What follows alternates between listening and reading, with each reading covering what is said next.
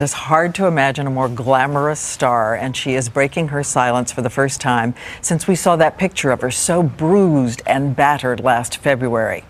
Tomorrow, she will describe in detail what happened in the car with Chris Brown and why a few weeks after she decided to go back to him. It was a mistake, she says, and sent the wrong message to so many young girls enduring the same thing.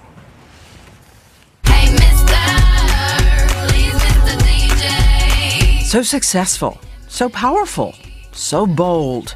Once a little girl from the tiny island of Barbados, she had dreamed her way into one of the biggest careers in music. Starting at age 16, Rihanna would have more #1 songs than any other artist in this decade. A multi-million-dollar bank account, endorsement deals, a fashion star. And then one night, her equally famous boyfriend, Chris Brown, beat her so badly the whole world was shocked to discover there was a secret life. Rihanna says she was ashamed, unwilling to speak until now. To those of us who thought, how could it happen to someone so strong? I am strong. This happened to me. I didn't cause this. I didn't do it. This happened to me, and it can happen to anybody. There are a lot of women who've experienced what I did, but not in the public. So it made it really difficult. I just felt like, oh my God, here goes my little bit of privacy, just exposed. Like, it's something that nobody wants anybody to know. So here I am, the whole world knowing. Why be ashamed? Because I didn't want people to think that that's the kind of person I fell in love with. That person. That's embarrassing. That's embarrassing that that's the type of person that I fell in love with. So far in love, so unconditional that I went back. On average, I think it takes a woman 7 times before she leaves. 8 or 9, actually. And I don't want that to happen. That's not what I want to teach people. But again, people, I'm a human being, and people put me on a very unrealistic pedestal, and all these expectations. I'm not perfect. Also, it's pretty natural for that to be the first reaction. It's completely normal to go back. You start lying to yourself.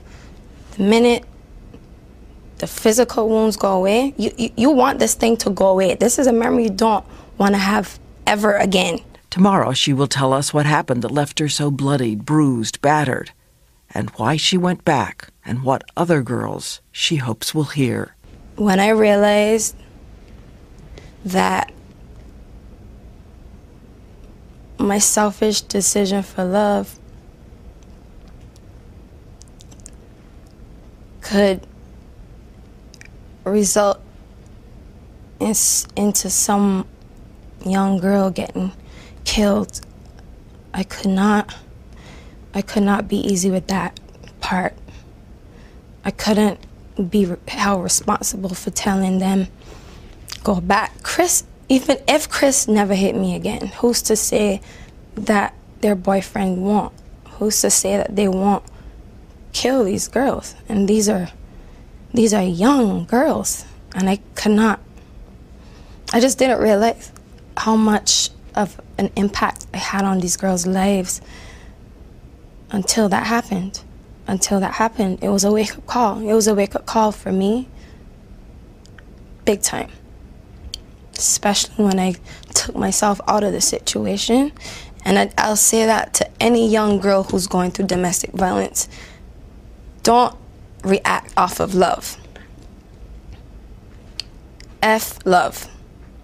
To come out of the situation and look at it third person and for what it really is, and then make your decision, because love is so blind.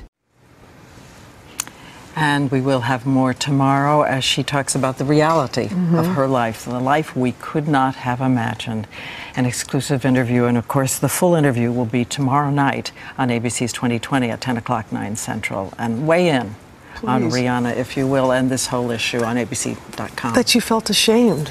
You know, Yes. she is a strong woman, and it's so true how people go back time and time and time again. And she's going to explain more of that and what you're thinking and saying to yourself, and also the moment that she realized fully what she was doing.